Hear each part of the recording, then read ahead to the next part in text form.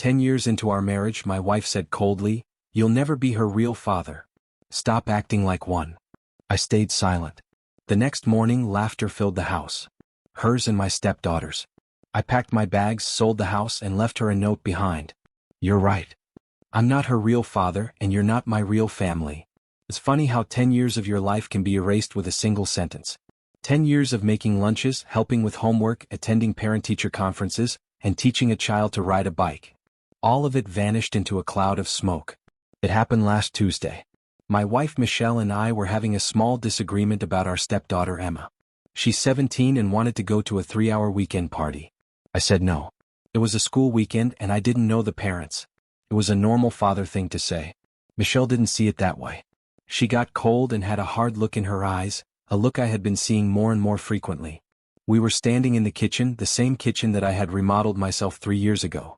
She crossed her arms and simply said it, her voice loaded with a decade of resentment that I hadn't fully grasped until that moment. "You'll never be her real father. Stop pretending." I didn't respond. I didn't yell. I didn't say a word. I simply felt something inside me go silent. It was as if a switch had been turned off. Gone. The part of me that tried, the part that cared, the part that saw us as a family simply ended. I had met Michelle when Emma was 7. The biological father was an irresponsible man who hadn't been in the picture since she was a toddler. For 10 years, I had been the only father she had ever known. I wasn't pretending. I was just being a father. Michelle turned and left the kitchen and I went to my workshop in the garage. I stayed out there for hours just organizing screws and cleaning tools, letting the silence settle in. Michelle didn't come looking for me. When I finally came inside late at night, she was sleeping in our bed. I slept on the couch. The next morning, I woke up early to the sound of voices coming from the kitchen. It was Michelle and Emma and they were laughing. It wasn't just a giggle. It was loud, mocking laughter. I crept down the hallway and listened. "I can't believe you finally said that to him," Emma said, her voice filled with a kind of cruel joy that was new to me. "His face, Mom. It was priceless." "Well, it's the truth," Michelle said. And then she laughed again. He needed to hear it. All his little rules and his lectures, acting like he had any right. He's just the guy who pays the bills. That was it. That was the final blow. It wasn't just Michelle. It was both of them. 10 years of my life, my love, my money, and my effort. And all I was to them was a joke. A wallet. A guy pretending to be something he wasn't. I walked back to the living room, my movements slow and deliberate. The silence inside me had transformed into a strange kind of calm. I wasn't angry anymore. I was simply done. I went up to our bedroom and found 2 of my old suitcases and began packing. I grabbed my clothes, my toiletries, the photos of my parents from my nightstand. I left everything else. I left the photos of me and Emma at her first soccer game. I left the coffee mug she gave me on Father's Day that said "World's Best Stepdad." It all seemed like a lie now. As I was packing, I made a phone call. I called a realtor, a guy named Tom with whom I had done some work a few years ago. I told him I needed to sell my house and I needed to do it fast.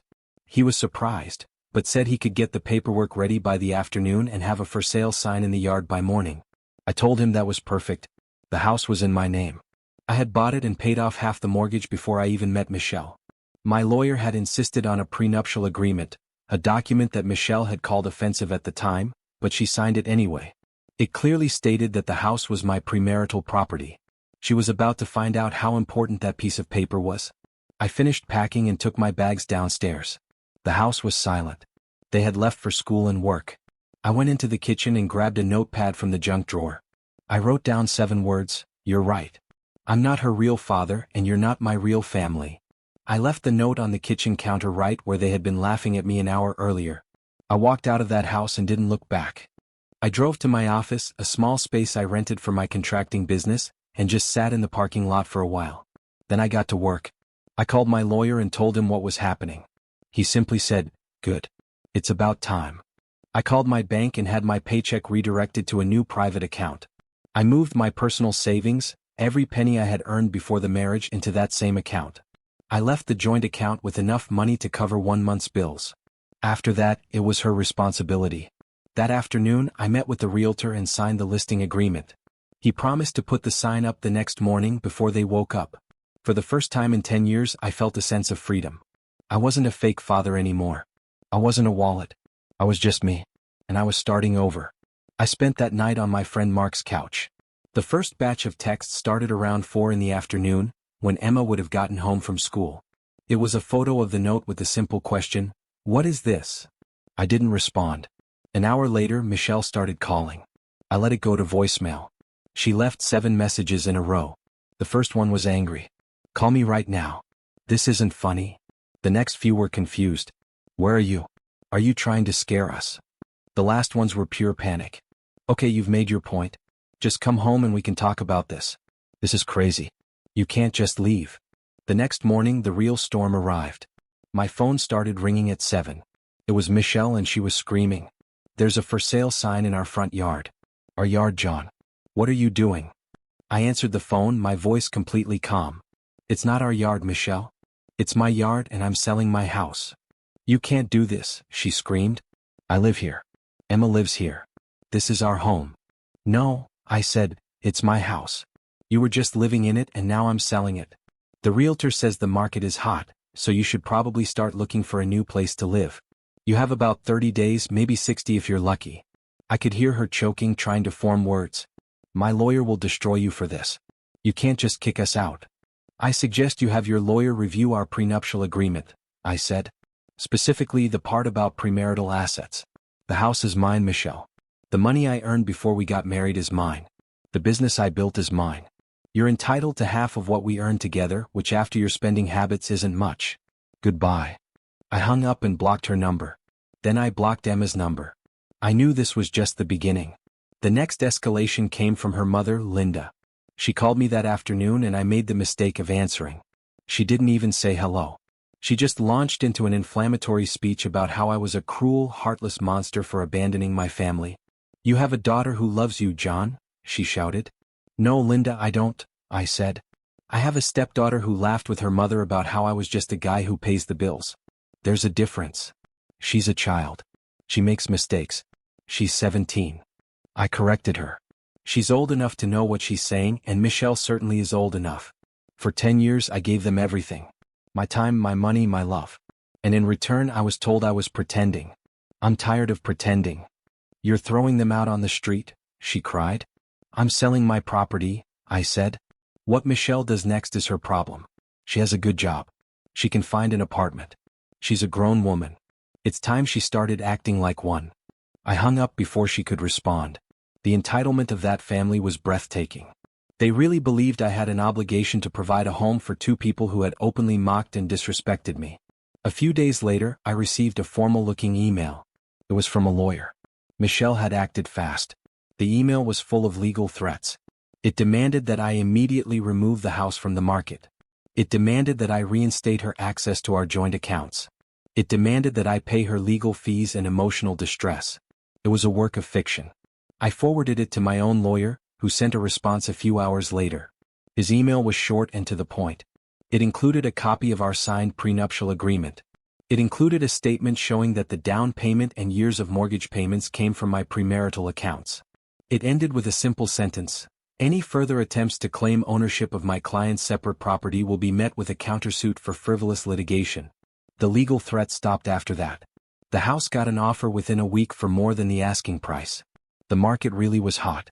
Closing was scheduled for 45 days out. Time was running out for Michelle and Emma. The next person to contact me was Emma. She sent me a message on social media. I almost deleted it without reading, but curiosity got the better of me. It wasn't an apology. It was a list of demands. "Since you're selling the house, you owe me my college fund," she wrote. "And you need to keep paying for my car payments. And my phone is on your family plan, so you can't kick me off that." I just stared at the message. After everything that had happened, after she laughed at me and called me a wallet, she still thought I owed her something. The audacity of it was almost impressive. I typed a single-word response: "Emma, I'm not your real father. I'm not responsible for your finances. You should talk to your mother about these things. That's what real families do." She responded with a string of insults, calling me a loser and a fake, saying she never even liked me anyway. I didn't respond. I just took a screenshot of the conversation and sent it to Michelle with the caption, "You taught her well." Then I blocked Emma on all platforms. The last few weeks before closing were a strange kind of silence. I heard through a mutual friend that Michelle was panicking, trying to find an apartment she could afford on her own salary. Apparently, she was looking at places that were way above her budget, still expecting the lifestyle I had provided. The reality of her new financial situation was hitting her hard. A mutual friend, Sarah, called me a few days before closing. She sounded embarrassed. "Hey John.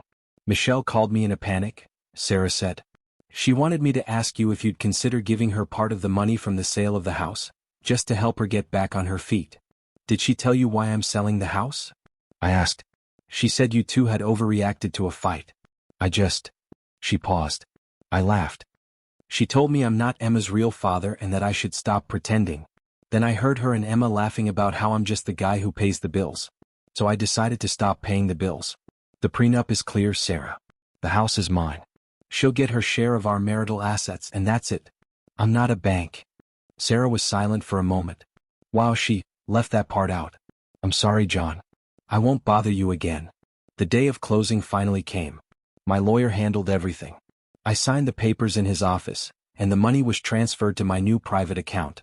After my lawyer received his fees, I had him issue a check to Michelle for her legal share of the marital assets.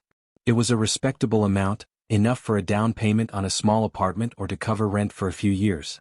But it wasn't the lottery ticket she thought she was getting. It was a definitive break. My lawyer sent the check to her by express mail along with a final set of divorce papers. I didn't want to see her again. That night, I was in my new apartment, a small 2-bedroom place I was renting downtown. It was empty except for a mattress on the floor and a few boxes, but it was mine. My phone rang. It was an unknown number. I answered. It was Michelle. She must have bought a new phone. She wasn't yelling. Her voice was low, defeated. "I received the check," she said. "And the papers." "Okay," I said. "Is this really it, John?" she asked. 10 years. You're throwing it all away because of one stupid comment." "It wasn't just one comment, Michelle," I said. "It was 10 years of you feeling that way and just not saying it.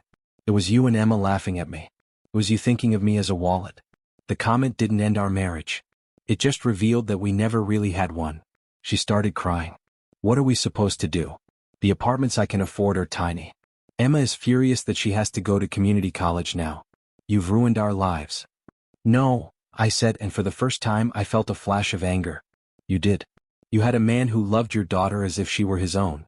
You had a beautiful home. You had a partner who supported you. You had a family. And you threw it all away because you thought you could do better. Now you get to find out if you were right." I hung up the phone and blocked the new number. I looked around my empty apartment. It wasn't much, but it was real and it was all mine. The next chapter of this mess started about a month later. I got another call from an unknown number. I almost ignored it, but I was expecting a call from a supplier, so I picked up. A man's voice, rough around the edges, asked if I was John. I said I was. "My name is Robert," he said. "I'm Emma's father, her biological father. Michelle called me last week. Looks like I need to hear your side of the story." My first thought was that this was another trap. Michelle, desperate, had tracked down the deadbeat dad to use as a weapon against me. I agreed to meet him, but on my terms. Public location, a diner downtown the next morning. I wanted a witness, so I asked my friend Mark to sit at a nearby table just in case. Robert was a long-haul truck driver who was just passing through town. He looked tired, but he looked me directly in the eyes when he shook my hand. He told me that Michelle had called him out of the blue, crying, telling him that I was an abusive monster who had thrown her and Emma out on the street and was trying to leave them with nothing. He said he was on his way to confront me when he decided to do a little investigating first. He found out that I had a good reputation in town, that my business was solid. It didn't match the story she was telling. So I told him everything. I told him about the last 10 years. I told him about the comment and about hearing them laugh in the kitchen. I showed him the screenshot of Emma's text message demanding college money and car payments. He just shook his head with a look of disgust. "I was a bum," he said quietly. "I abandoned them. And I own that. I was a bad father, but I never pretended to be something I wasn't. What they did to you after you stepped up and did the work I didn't do, that's just cruel." He told me he had no intention of getting back together with Michelle. He just wanted to see his daughter. He asked me what she was really like. I was honest. I told him she was smart, funny, and athletic, but that her mother and grandmother had filled her head with entitlement. I told her she was a good kid deep down, but she had been taught to see people for what they could give her. We talked for almost 2 hours. It was one of the strangest conversations of my life. In the end, he thanked me for being honest. He said he was going to see Emma, but not to save her from me. He was going to give her a reality check that was long overdue. A week later, Robert called me again. He said his conversation with Emma had been a disaster. He tried to explain to her that the world didn't owe her anything, that she had disrespected the only father she had ever known, and that she needed to apologize. She had just screamed at him, called him a loser for abandoning her, and told him she didn't need another fake father in her life. Michelle's last desperate move was an attack on my business. She found out the name of one of my biggest clients, a real estate development company run by a sharp woman named Diana. Michelle left a long, rambling voicemail on Diana's office phone, claiming that I was emotionally unstable, going through a messy divorce, and that I couldn't be trusted to manage a project. Diana called me immediately. This was a serious problem. My reputation is everything in my line of work.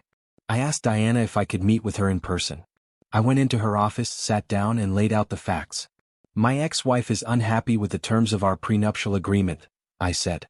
She's trying to damage my reputation for leverage. It won't affect the project. My personal life is my own, but I can assure you that my professional commitments are solid.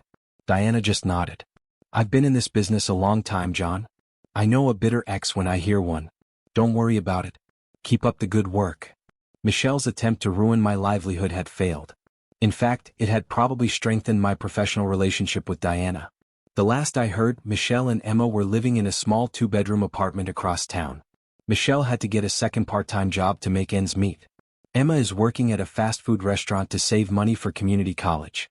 Robert, her biological father, sends her some money when he can, but he told me he attaches a note to each payment that says, "This is what happens when you take good people for granted." I saw Michelle once a few months ago at the supermarket. She was with a new guy who already looked tired of her. She saw me and for a second I thought she was going to say something, but I just nodded politely, turned my cart around and walked down the next aisle. I didn't feel anger. I didn't feel anything. I was just a guy buying groceries and she was just a stranger. Life went back to normal after that. I focused on my business, started working out again, and spent weekends hiking with my dog. The peace was incredible. I hadn't realized how much low-level stress I had been living with for 10 years until it was gone. The constant need to manage Michelle's moods, trying to bond with a stepdaughter who saw me as an obstacle, the endless judgment from her mother, it was like a background noise I had gotten so used to, I didn't even hear it anymore. Now all I heard was silence. About 6 months after the divorce was finalized, I got a call at my office. My assistant said there was a man named Dave on the line who needed to talk to me about a personal matter related to Michelle. The name didn't ring a bell at first, and then it suddenly hit me. That was the name of the guy I had seen her with at the supermarket. My first instinct was to tell my assistant to hang up. I didn't want any more drama, but curiosity won out. I told her to put him through. His voice was tense. "John, my name is Dave. I know this call is strange. I got your business number from a contractor who worked on your old house. I'm Michelle's boyfriend." "Okay," I said, leaning back in my chair. "Look, man, I'm not trying to start anything," he said, lowering his voice. "I just feel like I'm going crazy and I have a feeling you're the only person on the planet who would understand. Can I buy you a beer? 5 minutes of your time. That's all I'm asking." There was a desperation in his voice that I recognized. It was the sound of a reasonable man trying to make sense of an irrational situation. Against my better judgment, I agreed. We met at a quiet bar across town later that week. Dave looked exactly as I remembered from the supermarket. Tired. He told me he had met Michelle through a dating app about 4 months after I had left. He said she was charming at first. She told him a sobbing story about her evil ex-husband who had abandoned her and her daughter, leaving them with nothing after she had dedicated her life to him. Dave, being a decent guy who had been through a rough divorce himself, felt sorry for her. He said the first few months were good.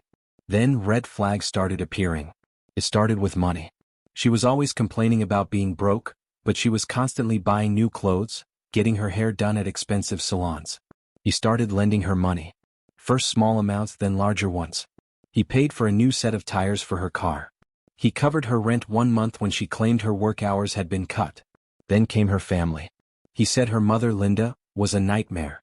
She was always at the apartment, criticizing him, making passive-aggressive comments about his job, and telling Michelle she deserved better. Emma, he said, treated him like he was invisible. Unless she wanted something. He had given her hundreds of dollars for concert tickets, new shoes, and nights out with friends. "It's like they see me as a walking ATM," he said, shaking his head. "And if I say no or even hesitate, Michelle accuses me of not caring.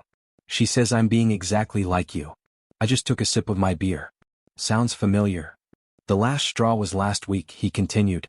I came home and there was a letter on the table from a credit card company. It was addressed to her, but it was open. I guess she forgot to hide it.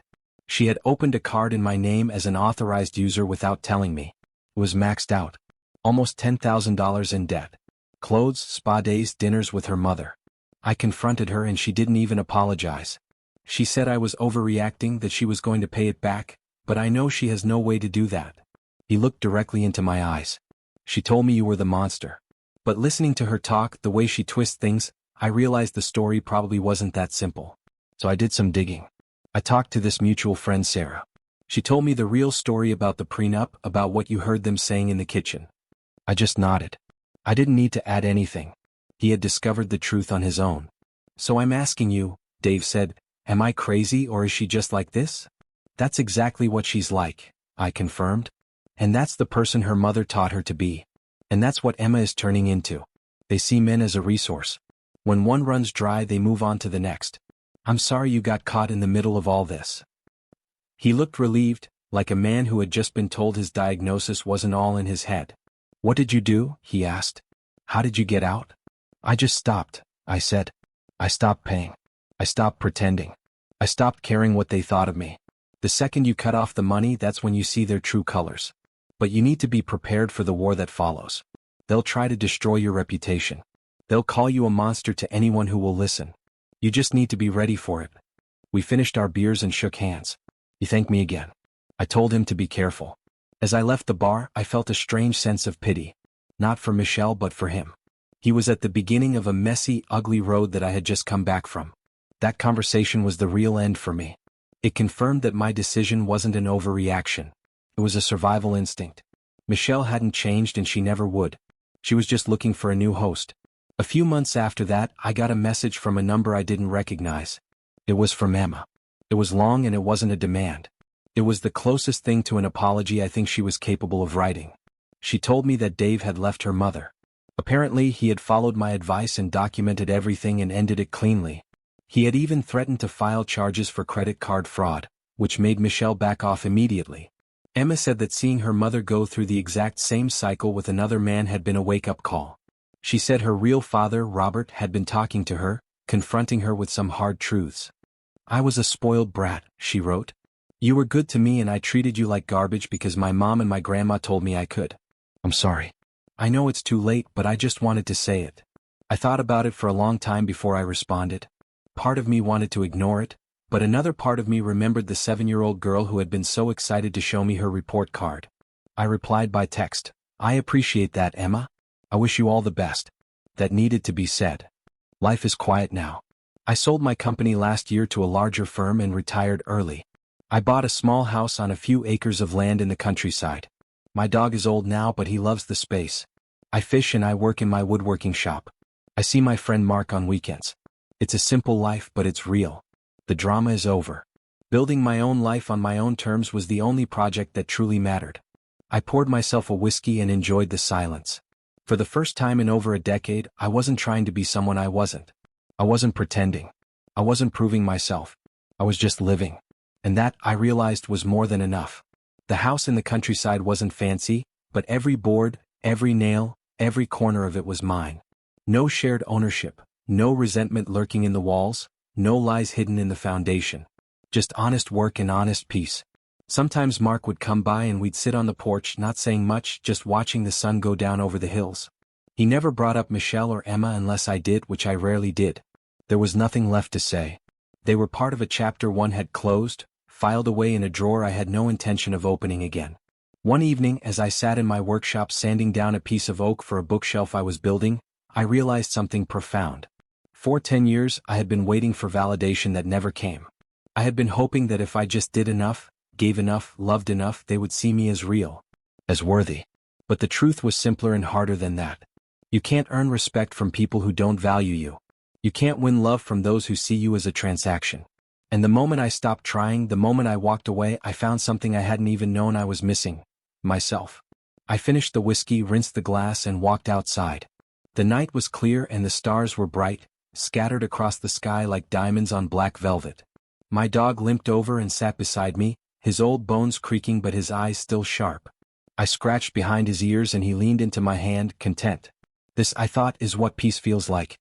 Not the absence of noise but the presence of truth. And for the first time in a very long time, I was exactly where I needed to be.